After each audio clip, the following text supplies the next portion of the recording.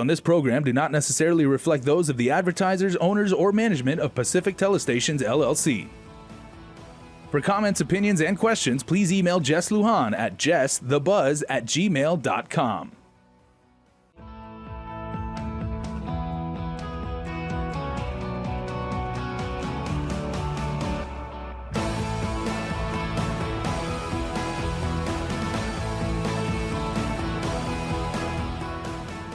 The Buzz with Jess Lujan. Good evening, Guam. I'm Jess Lujan. Welcome to this edition of The Buzz. Interesting topic tonight. I've got, again, Senator Dennis Rodriguez Jr. in studio. Coming back, a bill that he recently introduced, 363-33 COR, known as the Community Equal Access to Affordable Renewable Energy Act of 2016. Good evening, Senator. How you doing? Good evening. How you Thank doing? you. Good.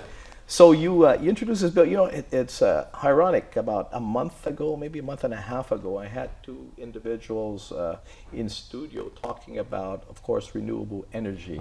Two experts on the field of renewable, and we touched on net metering, virtual net metering, and they knew a little about what's happening, and this I think is a trend. I mean, I brought it up because I honed in and looked at, you know, renewable energy, solar energy, and what the trend was in other jurisdictions, and you introduced the bill. That's right. That's right.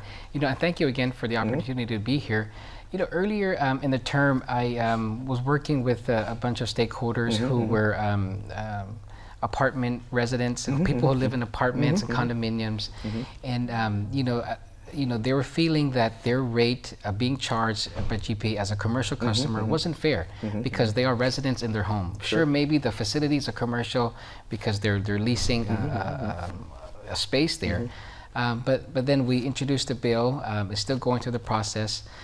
But then when we took a look at virtual net metering, similar to what I have just introduced now, it gives the opportunity for anyone, whether, you know, regardless of where you stay, if you stay in an apartment, in a condominium, or if you stay in a home, but the way it's built, where you're at, you don't have, you don't avail yourself of it.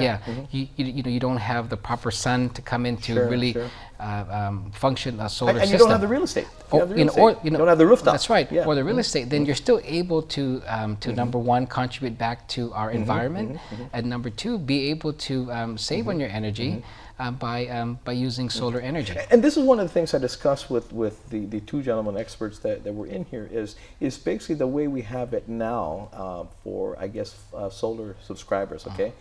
It's virtually a discriminatory practice at this point, because if people, again, like you said, if they're apartment dwellers, condominium, I mean, if you may own the unit, but you don't own the whole building, you have to get the homeowners association to agree, or if you don't have the real estate, the rooftop or whatever, you really can't avail yourself to solar power. So how exactly does virtual net metering work? Because I know there's a situation, GP I think recently had a hearing in regards to net metering where it's kind of caused situations with them causing, again, more problems, I guess, net metering versus virtual net metering. Well, I know that the GPA is doing what the law told them to do. Because once you hit the 1,000 benchmark, that threshold of net metering customers, then you take a look and see what the course of action is moving forward, whether you're going to end it or not. And so they're having that discussion now. It seems that the recommendation from their consultant is to end net metering, which is really backwards, a backwards way of doing things, right? Is that with this virtual net metering, we're kind of actually expanding the the use of individuals, ratepayers on using solar energy. I talked about the residents in condominiums or in apartments, but also government buildings. We looked at the Government Memorial Hospital. We know how every which way we try to find ways to save money there or bring more money into the hospital. in a some in discussion with stakeholders and experts that the estimate is about the hospital can save about $1 million a year if they are on a some sort of solar program. I know they've started some small program now. I don't believe it's started already, but they're. Well, I don't think they even have the real estate that's enough for that. Yeah, I mean, so in totality. Yeah, but now they're doing it on a small scale. But yeah, if you do on a bigger scale, then the estimate is about $1 million that you can save a year in power. Yeah. And so that's really what the whole intent of this measure is to provide the ratepayers the opportunity to save on their power bills, at the same time be able to contribute back to our environment. When we go to, say, government buildings, like yourself, you're renting an office. That's right. It's a government office, but it's not a government building. That's right. So unless your landlord put solar panels on there, you can't avail yourself right now to solar power. But in this sense, virtual net metering, I can be renting an office. I can be renting a home, renting an apartment, and I can avail myself to again virtual net metering. Now that's similar to like again a company. Say it's my company. I go out and put solar panels here. I've got X amount of acres I can put it on. Okay, so I sell that power to GPA. So basically, if I'm producing 10 megawatts, whatever it may be, okay?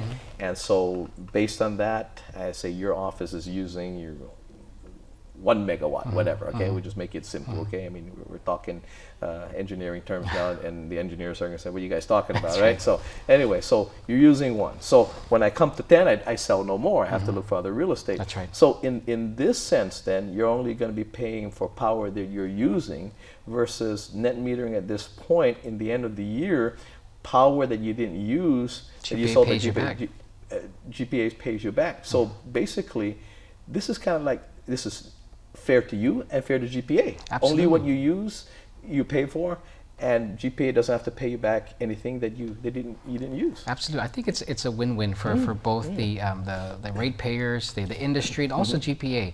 And even it made me understand that even more when I attended the public hearing that GPA had, and on net metering with their consultants there, because we have the industry that's really putting on the table what the value of solar is, right? And there is true value to solar. You have you have GPA, that's kind of saying yes, they understand there's value, but there's costs associated with it. And so what really needs to happen is that is for both parties to come down, sit down, and really find that medium there, because this solar energy, renewables is the way that we should be we should be going. We should be expanding it and not limiting what the sun and solar can do for us. Yeah. Now again, there's a lot of times where bills are introduced that are criticized, of course, by the industry experts or even whatever the agencies that have to oversee these. I would assume at this point that you have worked with some experts to put these together, and how this can be again available to Guam. Absolutely. We've worked with a lot of the stakeholders, people in the industry here. Part of the bill also requires that once this is established, is that a panel is set up to determine this virtual net metering, the tariff, right? So a panel would be consistent of an industry expert. It would be consistent of an individual from GPA, and also an individual from the Center for Island Sustainability over the University of Guam. Because so you'll have a perfect group of individuals that understand power, understand the industry, understand the environment, and how we need to lessen our footprint on dangerous materials, on how we can have that happy medium and be able to move this forward. So it brings the people together, and also expands. The bill also expands our threshold, our goal on renewables, on using renewables for our power supplies. No, I think this also helps out, because if I'm not mistaken, Senator, with this as well, that the military, I don't know if they can fulfill this, because remember they partner with GPA, and GPA was supposed to provide their power.